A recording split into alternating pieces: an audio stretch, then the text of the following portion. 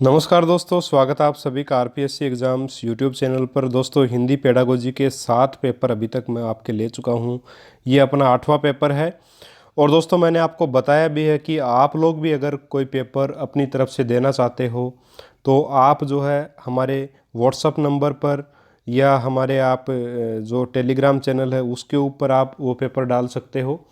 मुझे सेंड कर सकते हो, या मेरी ईमेल आईडी जो है, जो कि आप सभी को पता है, akash.ketewa@gmail.com पर भी आप मुझे वो पेपर सेंड कर सकते हो विथ आंसर की साथ में आपको देनी होगी। जैसे हिंदी का पेपर आप सेंड करना चाहते हो तो हिंदी पेडागोजी की उसमें 15% होने चाहिए और उनके आंसर्स भी उसमें साथ में होने चाहिए। ठीक है दोस्तों, तो वो पेपर मैं आपके नाम के साथ आपको यहाँ पे आपका पेपर लूँगा, जिससे क्या होगा कि आप अगर क्वेश्चंस निकालोगे तो आपका भी उस टॉपिक में इंटरेस्ट बढ़ेगा और भी मजबूत वो टॉपिक आपका हो जाएगा। ठीक है दोस्तों, तो पेपर नंबर 8 करते हैं और शुरू करते हैं पेपर को। पहला अपना प्रश्न क्या है, किस भाषा कौशल के मूल्यांकन के लिए वार्तालाप रेडियो तथा दूरदर्शन से प्रसारित शैक्षिक कार्यक्रम उपयोगी होते हैं? श्रवण कौशल, वाचन कौशल, पठन कौशल या लेखन कौशल? यहाँ पे थोड़ा कट गया है, लिखा गया नहीं गया पूरा। लेखन कौशल तो अपन जानते हैं कि यहाँ पे वार्तालाप रेडियो तथा दूरदर्शन से प्रसारित प्रसारित शैक्षिक कार्यक्रम के किस चीज़ में उपयोगी हैं? अपन जानते हैं दोस्तों, श्रवण कौशल में उपयोगी, क्योंकि इनको सुना जाता है एक प्रकार से। तो ऑप्शन नंबर 1 यहाँ पे सही आंसर अपना रहेगा। नेक्स्ट अपना प्रश्न है, कक्षा में शिक्षक द्वारा श्रुति लेख परीक्षण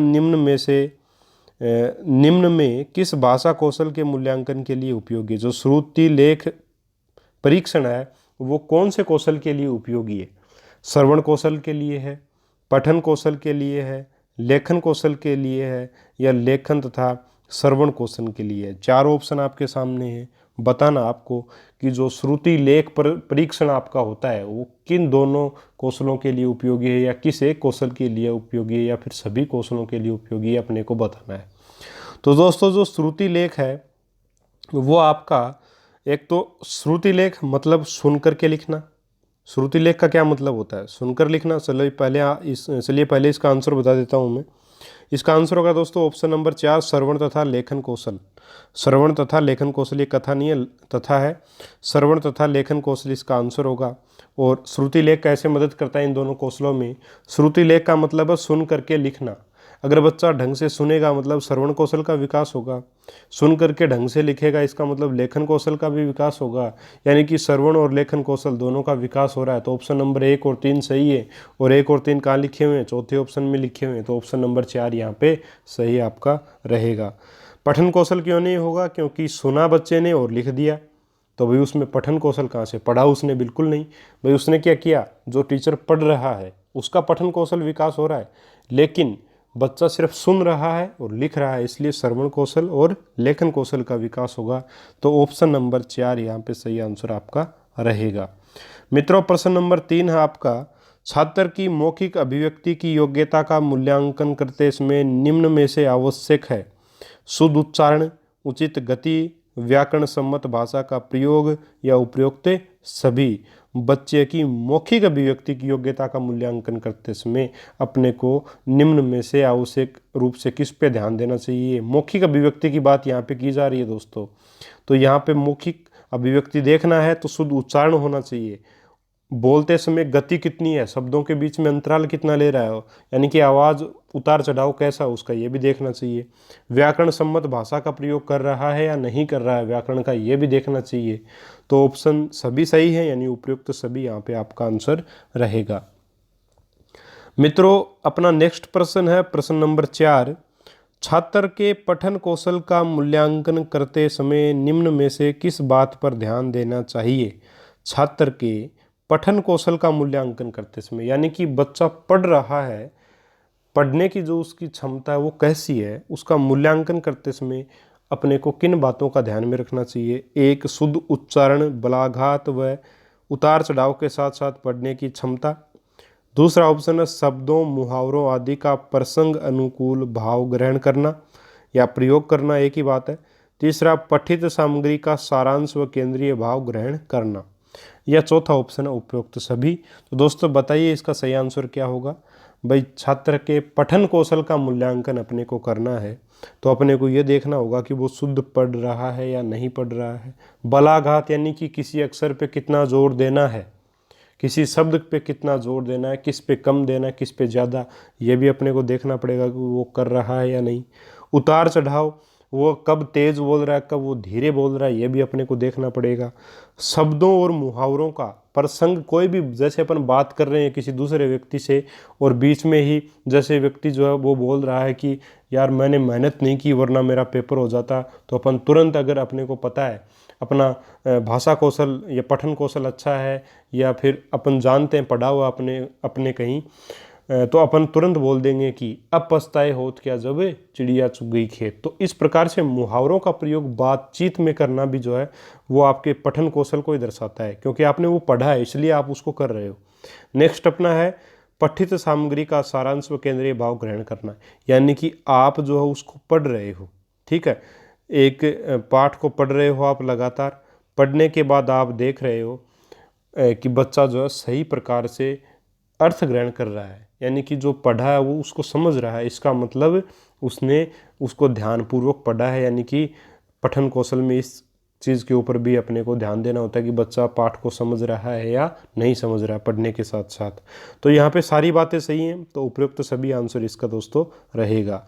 ठीक है, नेक्स्ट अपना प्रश्न है, किसी छात्र की सीखने संबंधी कठिनाइयों का पता लगाना है। नैदानिक परीक्षण, उपलब्धि परीक्षण, उपचारात्मक परीक्षण या उपरोक्त सभी। दोस्तों किसी छात्र की सीखने संबंधी कठिनाइयों का पता लगाना जो है वो क्या आपका एक नैदानिक परीक्षण होता है, न उपलब्धि, न उपचारात्मक, न उपरोक्त सभी। तो उपचारात्मक तो क्या होता है भाई, जिस भी चीज़ में बच्चे को कठिनाई आ रही है उस चीज़ के बारे में आपने पता तो लगा लिया नैदानिक परीक्षण में, अब उस कठिनाई को दूर किया जाता है उपचारात्मक परीक्षण में, ठीक है। और बच्चा कौन सा बच्चा कमज़ोर है पढ़ाई में वो किसे पता लगता है, उपलब्धि परीक्षण में। अब बच्चा किस विषय में, किस टॉपिक विशेष में कमज़ोर है ये पता लगता है नैदानिक परीक्षण से। दोनों में फ़र्क है उपलब्धि और नैदानिक में। उपलब्धि परीक्षण में ये पता लगता है कि बच्चे की उपलब्धि क्या है, बच्चा कौन सा बच्चा कमज़ोर है, कौन सा इंटेलिजेंट है। अब कमज़ोर बच्चे को पकड़ा और उसकी कमज़ोरी क्या है ये पता चलता है नैदानिक परीक्षण में, उस कमज़ोरी को दूर किया जाता है उपचारात्मक परीक्षण में। तो यहाँ पे सही आंसर क्या होगा आपका, प्रश्न के हिसाब से ऑप्शन नंबर 1 आपका सही रहेगा। ठीक है दोस्तों, प्रश्न नंबर अपना 6 है, श्रवण कौशल को विकसित करने के लिए उपयुक्त प्रणाली है। प्रश्न 6 आप फिर से देख लीजिएगा, श्रवण कौशल को विकसित करने के लिए उपयुक्त प्रणाली या उपयुक्त विधि कौन सी है। व्याख्या प्रणाली, तुलना प्रणाली, 3 गीत प्रणाली या 4 खेल प्रणाली। तो चारों ऑप्शन में से बताइए कौन सी विधि सही है। तो दोस्तों खेल प्रणाली जो है वो ज़्यादा सही मानी जाती है। गीत प्रणाली से भी बच्चा अगर खेल खेल में सब कुछ सीख लेगा, सुन लेगा, भाई अपन खेल कुछ खेल रहे हैं, ठीक है भाई। गीत प्रणाली में बच्चा गीत अपन गा के सुना रहे हैं तो सुनता ज़रूर है वो, लेकिन खुद भाग नहीं लेता है। खेल प्रणाली में बच्चा खुद सुनता भी है, खुद भाग भी लेता है, इसलिए खेल प्रणाली को ज़्यादा महत्व यहाँ पे दिया गया है। उम्मीद करता हूँ आप समझ गए होंगे। दोनों में डाउट हो सकता है गीत प्रणाली और खेल प्रणाली में, लेकिन खेल प्रणाली बेस्ट क्यों है, क्योंकि इसमें बच्चा सुनता भी है, इंटरेस्ट के साथ खुद भाग भी लेता है। तो दोनों चीज़ें होती हैं, तो ऑप्शन नंबर 4 यहाँ पे आपका सही आंसर रहेगा। मित्रों अपना नेक्स्ट प्रश्न है 7वां प्रश्न, वर्णनात्मक तथा ऐतिहासिक कविताओं के शिक्षण के लिए उपयोगी शिक्षण विधि कौन सी है। यानी कि वर्णनात्मक और ऐतिहासिक कविताएं अगर आ जाएं तो उनको अपने को कैसे पढ़ाना चाहिए, कौन सी विधि से पढ़ाना चाहिए, यही अपना प्रश्न है। एक गीत प्रणाली, दूसरा तुलना प्रणाली, तीसरा खंडान्वय प्रणाली या चौथा व्यास प्रणाली।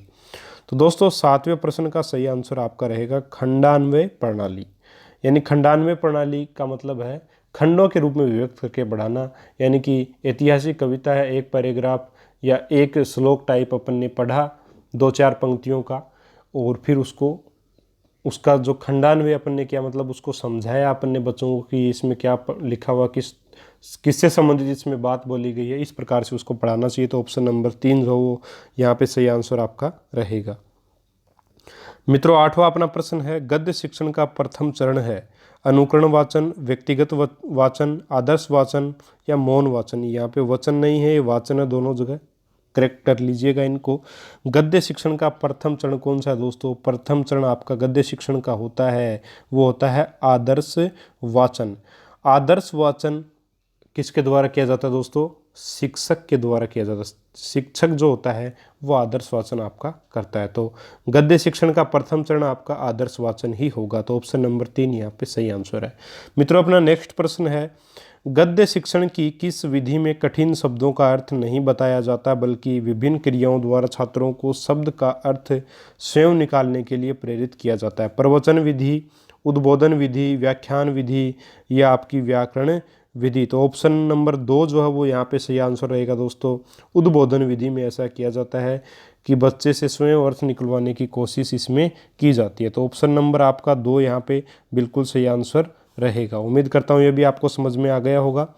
नेक्स्ट अपना प्रश्न है 10वां प्रश्न। प्रश्न की वस्तुनिष्ठता से आशय यह है कि प्रश्न का उत्तर 1 या 2 शब्दों में होना चाहिए, प्रश्न का उत्तर बहुविकल्पी होना चाहिए, या तीसरा ऑप्शन है प्रश्न का उत्तर सदैव एक ही होना चाहिए। तो अपन जानते हैं दोस्तों चौथा ऑप्शन पढ़ने की भी आवश्यकता नहीं है, ऑप्शन नंबर 3 ही अपना सही रहेगा। भाई प्रत्येक प्रश्न का एक ही आंसर अगर है प्रश्न का तो इसका मतलब वो प्रश्न कैसे हैं आपके? वो प्रश्न बहुविकल्पी हैं, वस्तुनिष्ठ हैं। नेक्स्ट अपना प्रश्न होगा, प्रश्न पत्र का निर्माण करने से पूर्व निम्न में से किस प्रपत्र को तैयार करना उस पर करना एक है? तैयार करना, ये यहाँ पे थोड़ा मिस्टेक हुई है लिखने में, मतलब प्रश्न पत्र निर्माण करने से पूर्व निम्न में से किस प्रपत्र को तैयार करना आवश्यक है, ये समझिए आप। ठीक है, पूरक, पुस्तक, ब्लूप्रिंट या पाठ्यक्रम या उद्देश्यों का निर्माण? तो दोस्तों उद्देश्यों का निर्माण भी आवश्यक है, तो उद्देश्य का निर्धारण नहीं होगा इसमें, लेकिन ब्लूप्रिंट जो होता है उसमें उद्देश्य भी आ जाते हैं। तो ऑप्शन नंबर 2 यहाँ पे सही रहेगा। ऑप्शन नंबर 2 11 के प्रश्न का आपका ठीक आंसर रहेगा। मित्रों अपना नेक्स्ट प्रश्न है वो है आपका प्रश्न नंबर 12। रिक्त स्थान की पूर्ति से संबंधित प्रश्न होते हैं बोध प्रश्न, प्रत्यास्मरण प्रश्न, विकास प्रश्न या प्रस्तावना प्रश्न। जो आपके रिक्त स्थान पूर्ति वाले प्रश्न है वो दोस्तों आपकी कौन से प्रश्न होते हैं? आप सब लोग जानते हैं, इसको पढ़ाया भी है मैंने डिटेल से। ये प्रत्यास्मरण प्रश्न के अंतर्गत आते हैं। जो रिक्त स्थान पूर्ति वाले प्रश्न होते हैं ये प्रत्यास्मरण प्रश्नों के अंतर्गत आते हैं। तो यहाँ पे ऑप्शन नंबर जो आपका 2 है वो बिल्कुल सही आंसर आपका रहेगा। ठीक है मित्रों अपना नेक्स्ट प्रश्न है प्रश्न नंबर 13। शिक्षा के बदलते परिवेश में निम्न में से किस प्रकार के मूल्यांकन का महत्व अधिक है? सतत मूल्यांकन, आकस्मिक मूल्यांकन या आपका तीसरा ऑप्शन उत्पाद मूल्यांकन या चौथा ऑप्शन व्यवहार मूल्यांकन?